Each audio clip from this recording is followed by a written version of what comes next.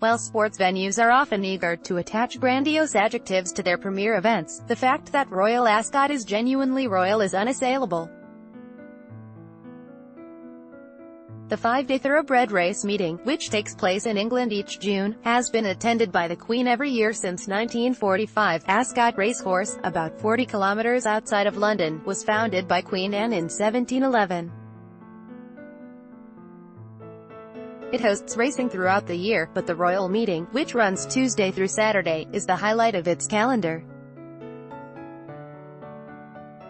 The Queen arrives on day 1 of the Royal Ascot Horse Racing Meet, in Ascot, west of London, on Tuesday. Daniel Livasdaniel AFP, Getty Images. A racegoer poses for photographers on the first day of the Royal Ascot Horse Race Meeting in Ascot, England, on Tuesday. "We are in a unique and privileged position, and we never, ever take it for granted or even forget how different and how special Royal Ascot is because of the Queen," said Nick Smith, Ascot's Director of Racing and Communications.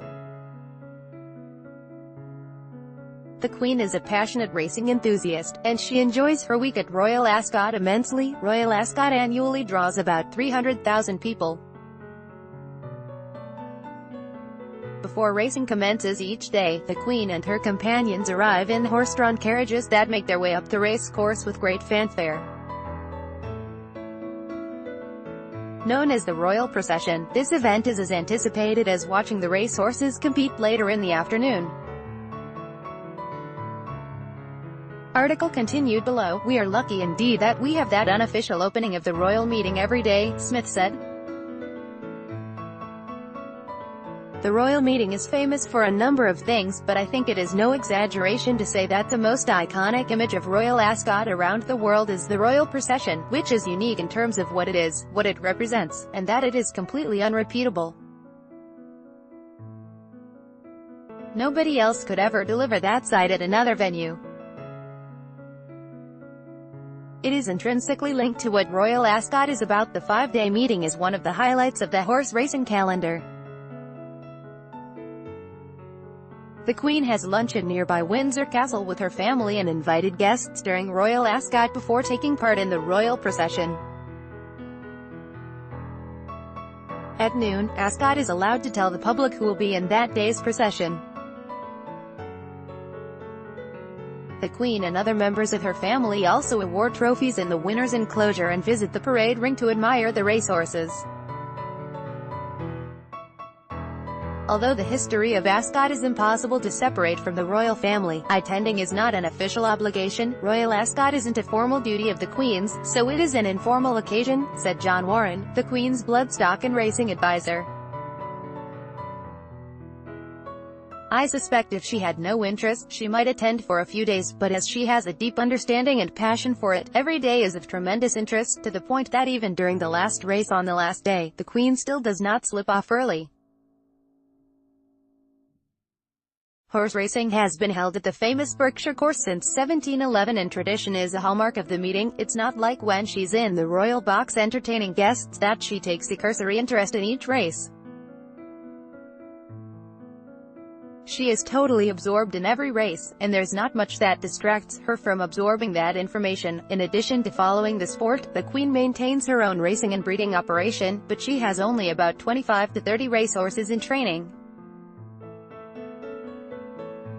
At any given time, in modern-day terms, it is a very small operation compared to the Maktoum family of Dubai, the Aga Khan, or now these new battalions of owner breeders who are vastly big and have hundreds and hundreds of broodmares. Warren said. The Queen doesn't do it in a big way at all, and for most of her career as a breeder, she has only produced about 15 foals a year. Realistically, out of 15, it's very, very hard to produce horses that are right up there competing at the top. The Queen is far too pragmatic to ever assume that is an easy feat. Top hats and tails remain compulsory in parts of the course. The Queen has had winners at Royal Ascot through the years, but 5 years ago her filly Estimate provided a banner moment when she won the meeting's most prestigious contest, the Group 1 Ascot Gold Cup, which was first held in 1807 and is the racecourse's oldest race. Article continued below. "That really was a spectacular moment," Smith said. I think everybody has seen those pictures of the Queen, and like any other owner, there was a sense of enjoyment and also a bit of relief to have one. The Gold Cup is a big deal. It may not be in the modern era the best race of the week, but my goodness, it is certainly the most famous and the most popular. Heading into the 2013 Gold Cup, Warren was aware of how much the race meant to the Queen.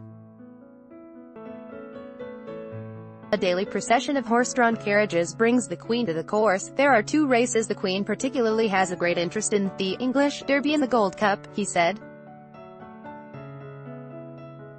She doesn't talk about it very often, but it was only when Estimate was building into the Gold Cup that the Queen and I chatted about it, and she said, "This is the ultimate test of a great horse." It was the race that she particularly wanted to win. Now a member of the Queen's broodmare band, Estimate is currently in full to Frankel, who won at Royal Ascot twice and is regarded as one of the best racehorses of all time. Estimate's first foal is a 2-year-old by Dubawi named Calculation, and he is in training with Sir Michael Stout. The Queen's interest in breeding partly explains her devotion to Royal Ascot, which routinely brings together some of the best racehorses in the world. When you see a certain stallion prospect win at Royal Ascot, that might be a horse that we would use to mate some of the Queen's mares with, so it is an educational absorption of information as much as just a fascination of watching horses race, Warren said.